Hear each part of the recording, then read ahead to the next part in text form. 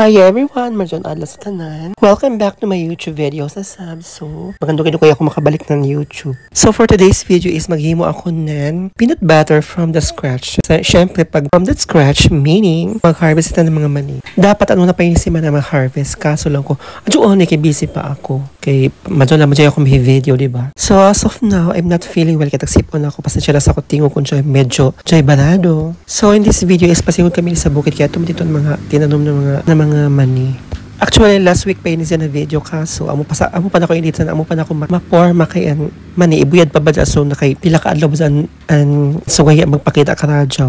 So nahimo siya na 4 days kay last day may suga so pagka-continue sa pagkasilom na nusuga na siya na buyad. Kinahanglan maguza ibuyad kay kaliso maguza panitan ng mani kun dili kun kaging an panit. And kay na sa totally na buyad ka radyaw na jong kaging na ganito sa banit so dali na kan panita. So at this point dili na ako mag-check kay para mabati ni Joan tingog na nature.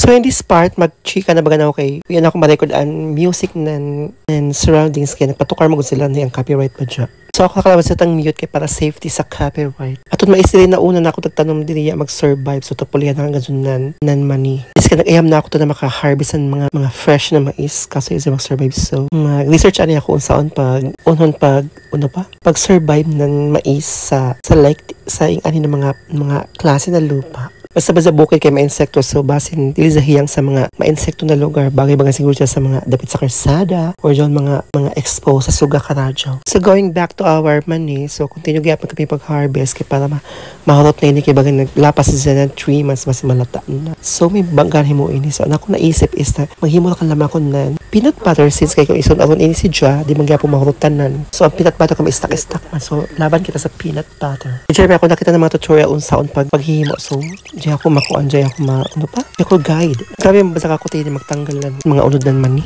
Isa-isa mo gusto mo pagtanggal tabang. Tato tapos-pasan ang video kay para dili ni mahimo ng Netflix kay kung slow mo nato na gino kung Netflix na ang labas.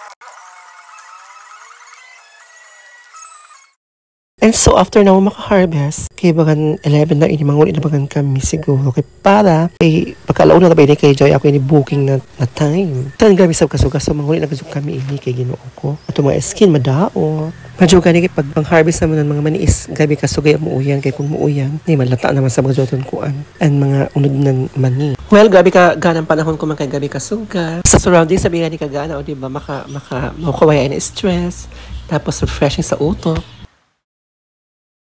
So pagkasilom na ako sa nahugasa kay pagkahapon, diretso na daw ako sa ako booking so naatiman ako sa pagkasilom na gadjud. So ato ko sa hugasa kay para mga tanggalan mga lapok kay para ready na gawin sa ibuyad. As usual sa likod gyapon na ako namo na sa paagyapon ako hugas kay. Yun lamang kay ganam ko dili kay unlimited ng tubig.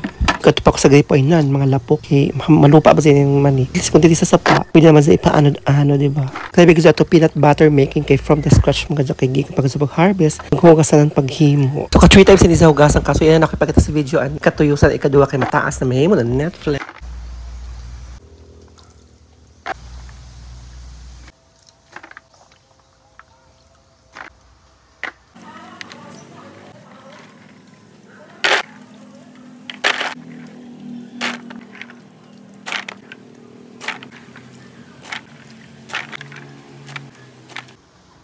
So after nakugasan, ready na ini sila tanan para ibuyad sa dryer. May mo dryer, so sun dryer. So may nako taglaong na dapat sila ng 4 days kan suga papaling-paling klaro kaya ina sa find na kung ano paisuga ng todo na nagingan iya mga panit. Grabe man pa sa kakutiin mag-unbox ng panit sa manik tabang sa isahon magkatupat na sa dasyo gino ko na nakit ko daw mga kamot. Sige na laban na kay gusto mo lagi nato i-try unang pagluto ng peanut butter. Kay dyan may mga tutorial sa YouTube, so inga na unang basan ko ano and paghimunan ko ano and palaman na peanut butter, my god. So from scratch yun ay ni matawag. So amin ang real farm to table kay from scratch mga yun from harvest and then pag isa-isa and then paghimo. So kaya mukha yan ako da paghimo ang tunga or sinun adin ang tunga for peanut butter kay kuha ba sa ini trial and error. First time ko di paghimo kaya nakita naman ako sa YouTube, so ako ang marami ako tagsunod. So first tunawon ang margarine nakabutang sa kuan is butter kaya diba peanut butter ba na kaya may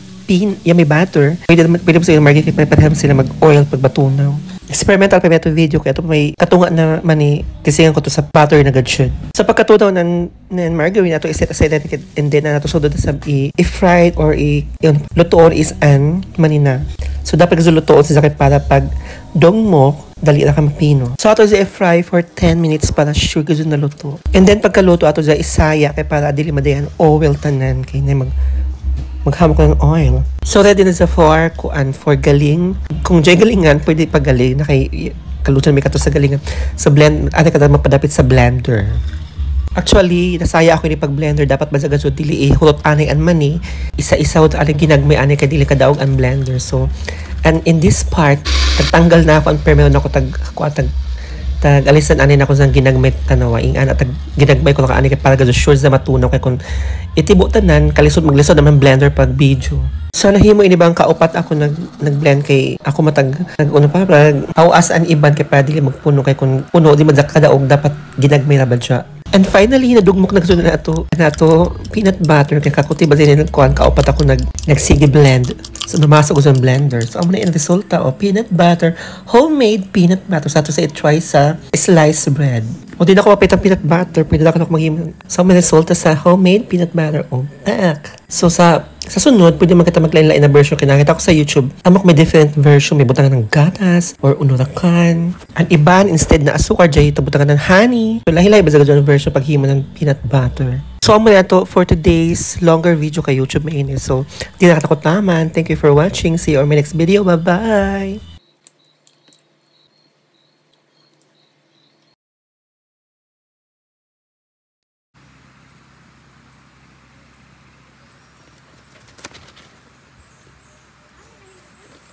Hoy, dali ka maglugwa.